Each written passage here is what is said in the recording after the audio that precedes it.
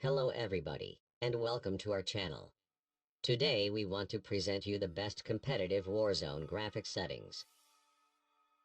Please note that we highly recommend to use the optimal NVIDIA settings for best results, which we will cover in the next videos. If you enjoy the video, please do me a favor and press subscribe with the notifications on. Start by loading up Call of Duty and go to the settings menu. In there, click on the graphics tab. The left side of the screen shows the settings and the right side shows the VRAM usage that the game uses right now. Let's see what each setting is, what they do, and our recommended values for them. Display mode, we recommend settings this to full screen. This results lowest input lag and gives the best performance, so it's what you want while playing a FPS game. Display monitor, set this to the monitor you'll be gaming on. If you have one monitor, then you don't need to set this setting. Display adapter, set this to your dedicated graphics card, for example your NVIDIA or AMD graphics card. By default, it should already be set to the right value, but just double check to be sure. Screen refresh rate, set this to your monitor's native refresh rate. Typically, this is just the highest value possible. We highly recommend a gaming monitor with a refresh rate of 144 Hz or above, as this will give you much smoother gameplay and even gives you a small competitive edge. Render resolution, we highly recommend that you set this value to 100. If you set it to 200, the game will render the frame at 200% of your monitor's native resolution, then for sure it will be slower, which you don't want.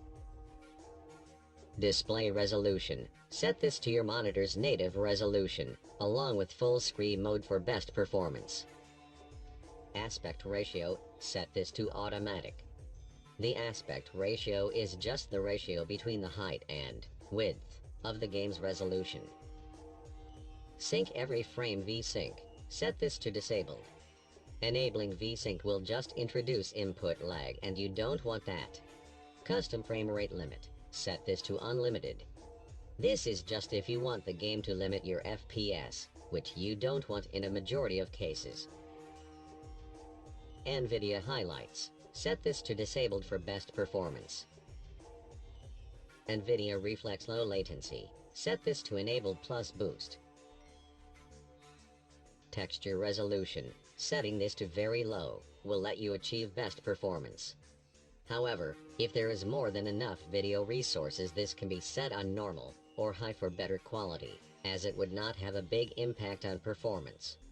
Texture filter and isotropic, set this to high. We did not see any FPS drop between the different settings. Particle quality, set this to high. We only saw a loss of 2 FPS when switching from low to high. Setting this to high will impact your bullets' texture quality as well, which can help tracing them. Bullet impacts and sprays, set this to enabled. It seems to have no impact on performance and can help discover where you are being shot from. Tessellation, set this to disabled. To help with patch sizes and disk space, high-resolution textures will now be downloaded while playing, using on-demand textures streaming. It will only kick in for users playing with texture resolution set to high. Streaming quality, we recommend setting this to normal.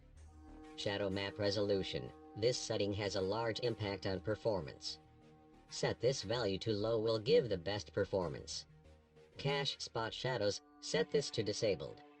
Cache sun shadows, set this to disabled.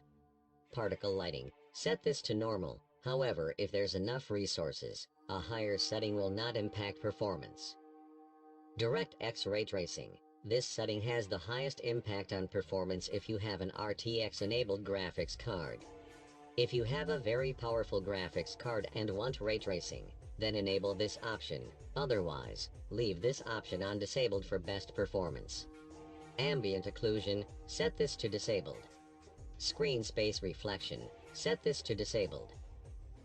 Anti-aliasing, this setting has a large impact on performance. Set this to off for the best performance. However, this is not very pleasing visually, so if you have the extra graphics card processing power, we recommend setting this setting to Filmic SMAA 1X. Bear in mind setting this to off will cause lowest input latency, which you may want. Depth of field, set this to disabled. Filmic strength, set this to 0. World motion blur, set this to disabled.